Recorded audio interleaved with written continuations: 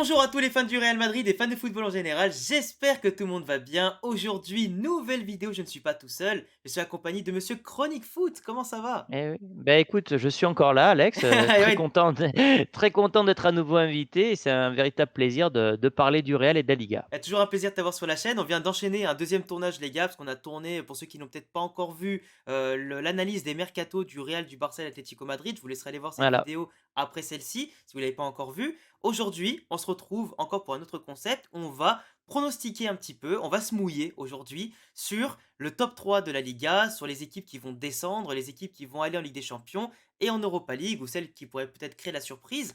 Mais globalement, on a une belle saison qui commence en Liga, même s'il est vrai que le niveau du football espagnol baisse de plus en plus, Ouais. que Depuis 3 l'arbitrage, ans, il y a une ré ouais, ouais, il y a une régression, ouais. très régression, que l'arbitrage est de plus en plus catastrophique et j'en ai parlé sur ma chaîne en plus cette semaine. Mais globalement, là aujourd'hui, on va se mouiller un petit peu. Est-ce que toi, pour commencer, tu as une opinion sur les équipes qui pourraient bien descendre, qui pourraient faire peut-être l'ascenseur, qui pourraient, Ouais, alors, bon là, j'ai le classement devant les yeux parce que ça bien m'aide pour sûr, la vidéo. Là, il y a Séville qui est dernier, ouais, 3 matchs, 3 défaites. Alors ils viennent de recruter Ramos, le club est en crise et cetera. J'imagine cependant, pas Séville descendre, donc je les mettrai pas, dans les bien sûr. équipes en danger. Je pense que c'est une équipe qui va finir au milieu de tableau. Non, moi je vois quand même 4 équipes qui sont vraiment en dessous du niveau général de cette Liga. Donc il y a Almeria, Bien sûr, ouais. il y a Las Palmas Ouais, et je on était rajouterai pareil. Majorque et Grenade. Pour moi, ces OK. 4 équipes me paraissent être plus faibles que les autres et ça va jouer, entre ces écuries. Tu en penses quoi toi? Moi, j'ai mis, dans mon classement dans l'ordre, j'ai mis Las Palmas qui sera bon dernier, qui fera l'ascenseur. De Mmh, toute façon, avec ce qu'ils ont fait ouais. la Mmh. montée en Ligue 2, ils ont fait quand même une très J'en belle saison en j'en Ligue 2, mais là, ils ont pas les armes. Ils ont pas les armes, tu les vois ouais, jouer, je pense pas. c'est pas C'est fou, très faible. Grenade, ils sont déjà passés pas loin de la trappe l'année dernière et c'était très compliqué, ils sont sauvés C'est quasiment pour au ça. forceps.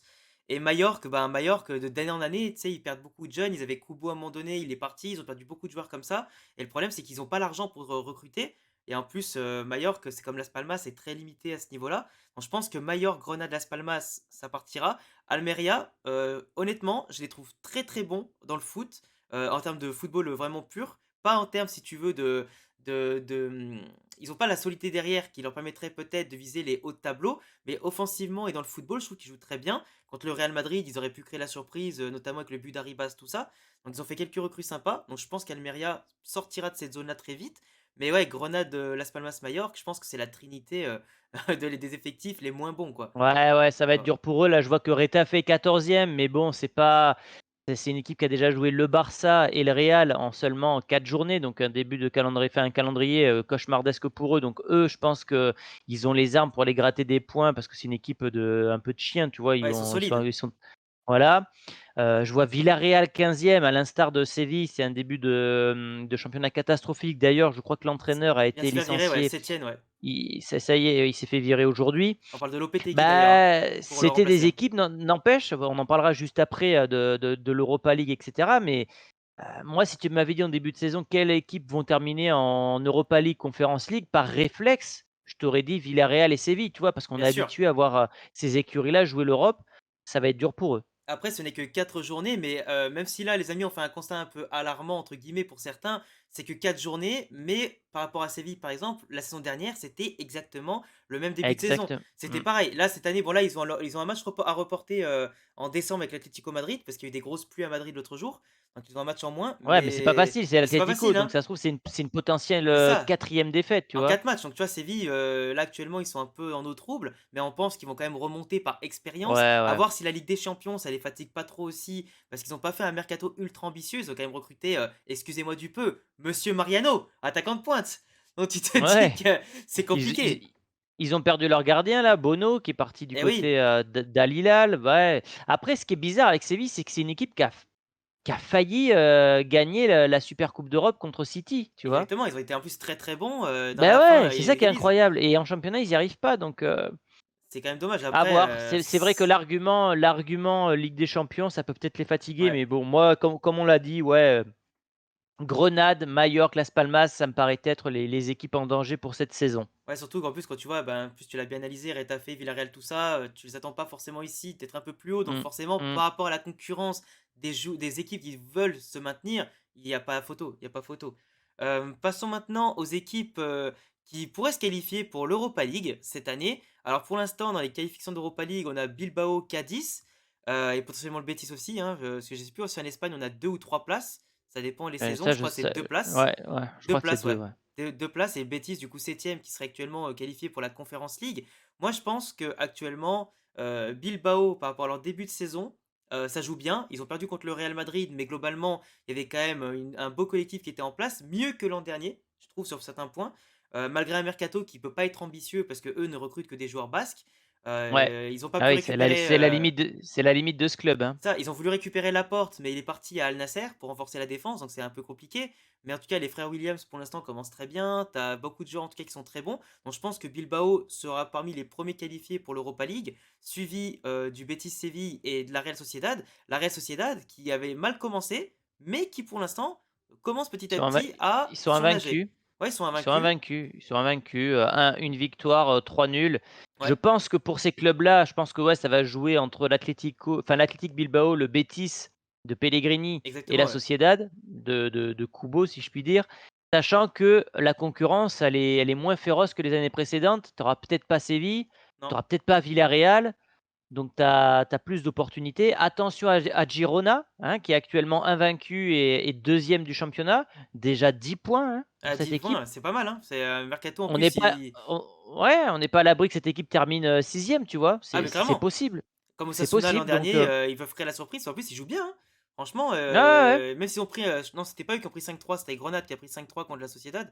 Mais Girona qui, pour l'instant, enfin, moi, quand je les ai vus jouer l'autre jour, ah, ça y allait, hein. Ça, et les mecs, ils ont pas peur. Ils y vont. Ils se disent, bon, on va On pas finir trop haut non plus, mais Ouais, mais approcher regarde l'Europa League. 10 points en 10 points en 4 journées, c'est inespéré pour eux, Ah, tu mais vois? bien Je sais sûr, je sais pas quelle était comment leurs dire? Leur ambitions. prévision pour cette année en termes de points, mais quand tu as déjà 10 points en 4 journées, c'est énorme. Ah, Donc c'est énorme. à suivre, à suivre.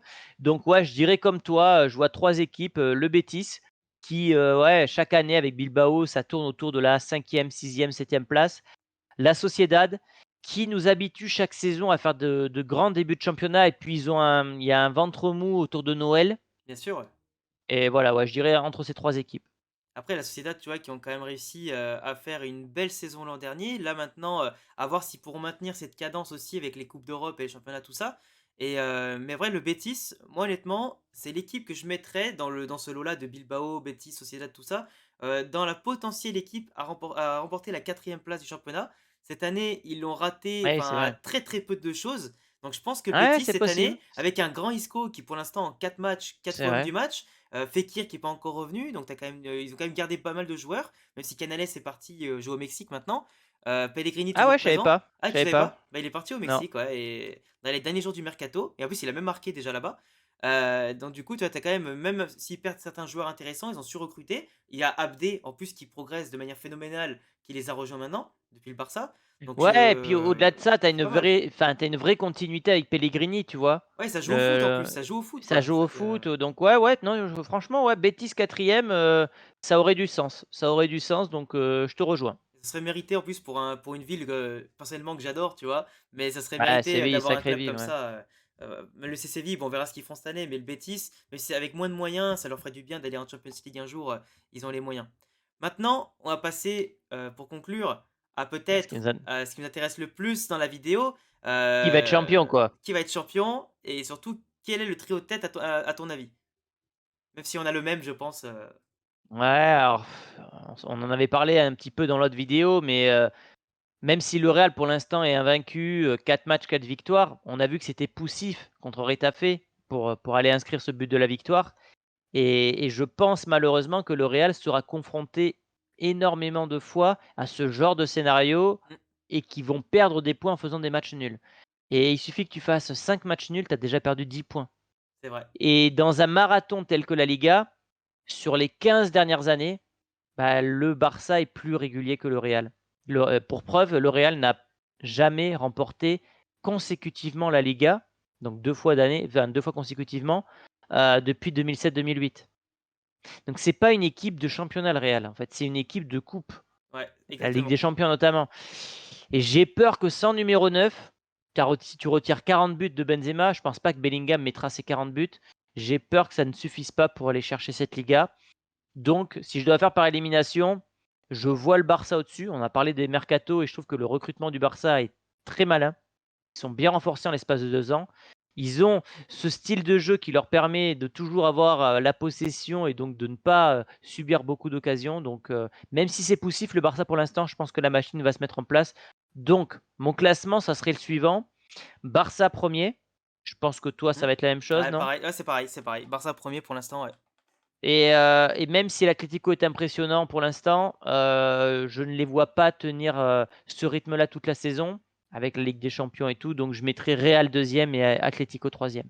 Moi, je suis d'accord avec toi. Après, peut-être ce qui pourrait faire la différence pour le Real Madrid à un moment donné, parce que moi, le Real, sans numéro 9, comme on n'arrête pas de le dire, avec un mercato qui certes a apporté des milieux de terrain, des joueurs jeunes, Fran Garcia, tout ça, je pense qu'il y aura des limites. Et imaginons qu'on tape le Bayern City dès les huitièmes ou quarts. Je pense que le Mmh. Real peut se faire sortir très rapidement de la Ligue des Ah oui Champions. Et du coup, et avec ses calendriers un peu allégés, parce que le Barça, je les vois bien avec cet effectif-là, pardon, aller en quart ou en demi. Peut-être pas jusqu'au mmh, bout non plus, mais quart ou demi, pourquoi pas, bah, peut-être que le Real pourra, sur un certain temps, plus se reposer, et cetera. Parce qu'après, le Real, c'est une équipe de coupe, donc à voir si en Copa del Rey, ils peuvent aller loin.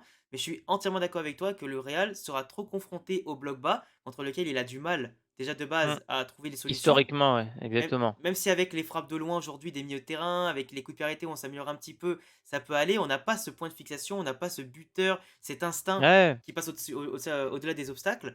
Donc je pense, comme toi, le Real, malheureusement, sera deuxième. Après, on aura un élément de réponse aussi par rapport à nos ambitions avec ce mois de septembre, même sans Vinicius, avec la Sociedad et l'Atlético Madrid. Donc ça va être un peu tendu.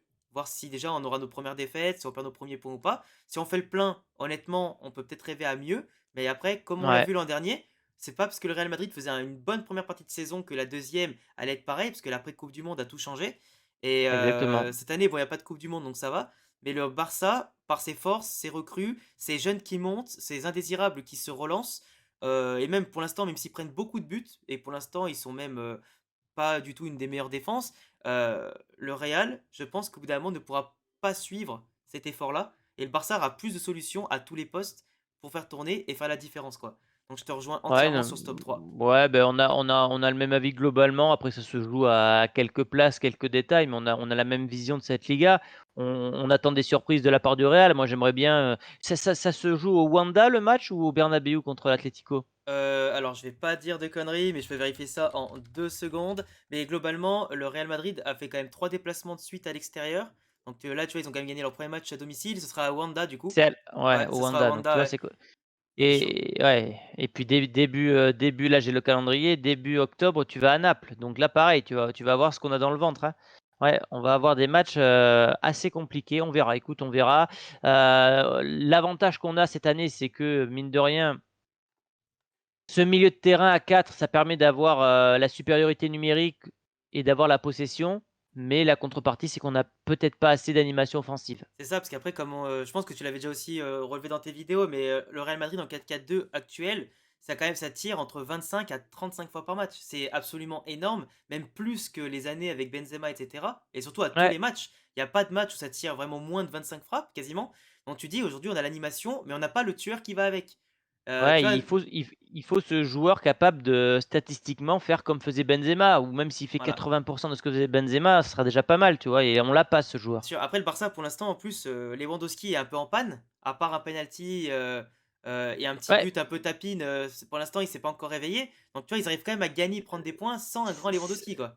c'est ça qui m'inquiète, en fait. Je me dis: «Ils sont à 10 points, alors que pour l'instant leurs matchs sont très poussifs», Ouais, aussi, ils sont et je poussifs me aussi, ouais. dis et je me dis quand la machine va être lancée, qu'est-ce que ça va donner, si tu veux? Et sachant qu'ils ont déjà joué à Villarreal, à Osasuna, c'est pas non plus des déplacements, faciles. Ouais, ils s'en sont sortis avec notamment une belle remontada contre le Villarreal, où Mmh, tu remontes un 3-1, tu gagnes 4-3. Donc, tu vois, au niveau du mmh. mental aussi, ils sont extrêmement bien poussés. Et aujourd'hui, je pense que l'année dernière, je l'avais dit que pour moi, le champion de Liga devait avoir 95 points ou 100 points.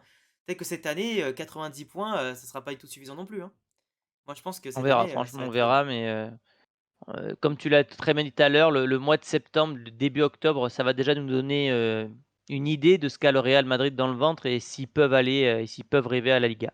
C'est ça. Bon, en tout cas, les amis, on espère que cette vidéo et nos explications vous ont plu. On vous laissera dire en commentaire ben, tous vos avis sur les relégables, sur la surprise de la saison, les qualifiés en différentes coupes d'Europe et bien sûr le top 3 de la saison et qui sera champion. Merci à toi, mon gars, encore pour ta Mais participation. Ça fait toujours plaisir. merci pour l'invitation, toujours un plaisir de parler foot avec toi et puis on se retrouvera très prochainement, bah, soit sur ta chaîne, soit sur la mienne, on verra. Parfait, en tout cas, c'est toujours avec plaisir. Merci à tous les amis. Vous allez pouvoir vous abonner aussi à la chaîne du coup de Chronique Foot. Il y aura son tag dans le titre et aussi son lien de sa chaîne en description. Et comme d'habitude, hein, abonnez-vous, cochez la cloche pour pas manquer l'actu du Real Madrid et du football espagnol. Et puis, on se retrouve ensemble, ou vous êtes tout seul, hein, simplement, pour d'autres vidéos. À la Madrid et la Damas. Ciao, ciao Ciao! les gars!